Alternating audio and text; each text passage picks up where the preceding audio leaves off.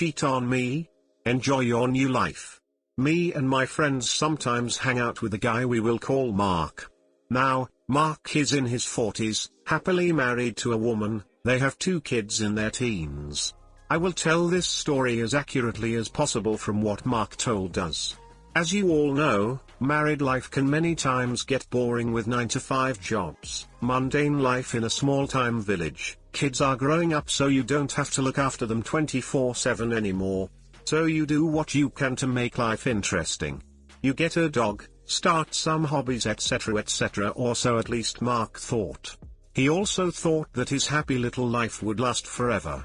Wrong. Mark found out through the grapevine that while he was playing sports, being at work, trying to break the boring life they were having, his wife, let's call her Mandy, was attending to some hobbies of her own.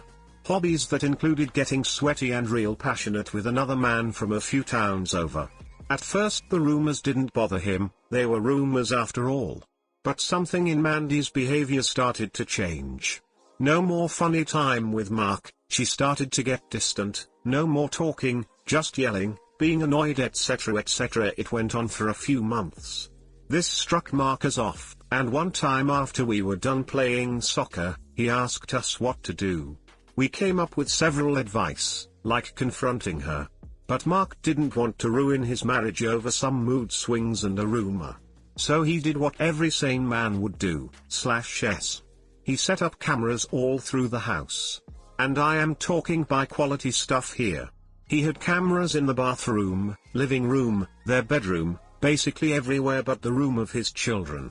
He updated us on his new hobby and his setup, and things cooled off for a few weeks. After a few weeks after soccer time we went out for a few beers.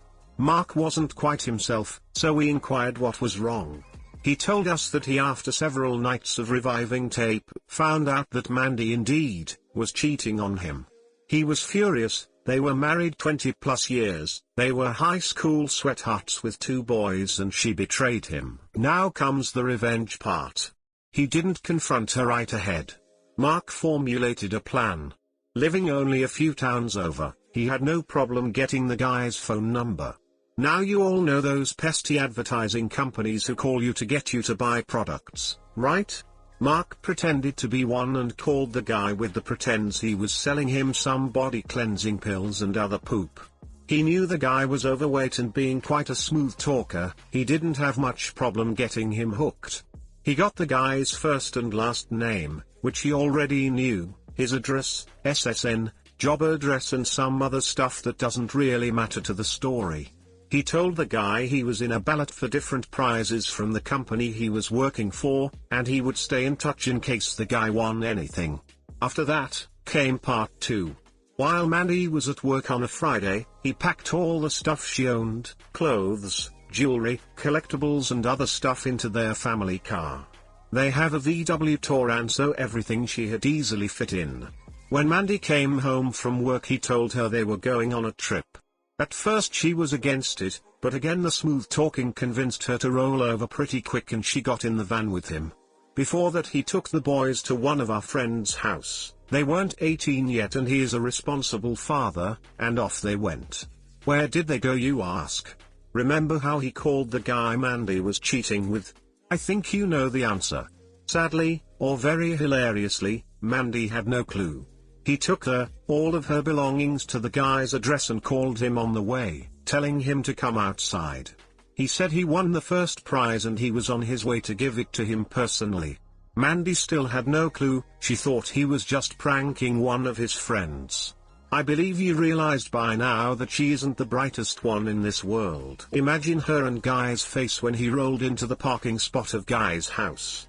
He stepped out of the car, shook the guy's hand and told him, "Here is your prize, sir, I believe you know what it is." Took one last look at Mandy's white face, and walked off. He got custody of both kids since he was better off than her, also told the judge she was cheating and that's why he was divorcing her. This all happened last year, and as far as we know, the guy was an A-grade butthole and she left him soon after that, after a few beatings and some trips to the ER/police station. Mark got over her after some time and a lot of alcohol, but he and his boys are doing great. They were both big enough to realize their mom was at fault, and still barely talk to her when they go to visit. She tried to return into Mark's life on a few occasions, but he did the smart thing, told her to duck right off. He told us this story after we went out for a few beers after soccer again. I was laughing so hard imagining the whole thing. I had to go to the bathroom, otherwise I would have peed myself. I hope you enjoyed this story as much as we did. Too long, didn't read. Wife cheats on husband, he finds a creative way to get rid of her. Edit, it's not USSN, we are not from USA. Since many people got hung up on it, it's a tax number and I assume he asked for it to sound more believable. Edit 2, fixed some spelling errors. A lot of people are reading a lot into every detail how I presented Mark's story. For instance, how he got all of her stuff into one car. Well, of course he couldn't, and maybe he got some movers afterwards. Just imagine the van being packed with stuff for a trip, whatever floats your boat. I said I am writing this from memory, so some things may not add up to your careful eyes. Be warned.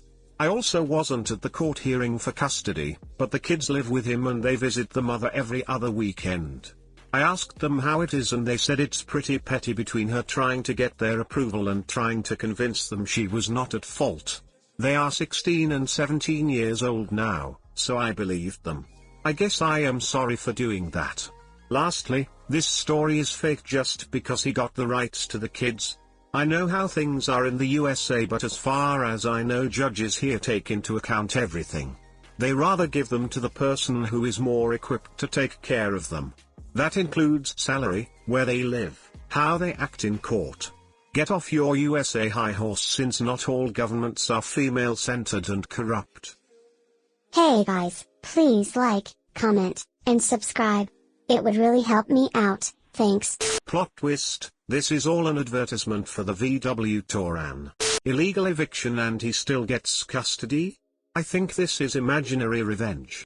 Honey, we're going on a trip. Where? It's a surprise. Don't pay attention to the enormous amount of luggage and boxes in the back. Think about how many clothes and shoes alone the average person accumulates over 20 years. So, just drop everything you're doing and come with me. The kids will be staying at a friend's house for this super long vacation. I'm sure you can take the time off work at a moment's notice. My behavior is totally normal and not suspicious at all.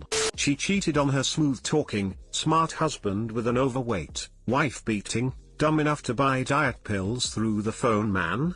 Sounds fake. It's impossible to pack up 20 years worth of belongings without being noticed, and impossible for it to all fit into a minivan, no matter how spacious. There are houseplants, cooking gear, camping stuff, hobby projects, entire furniture, beds, and appliances, just to name a few. Keep the details simple when writing a story.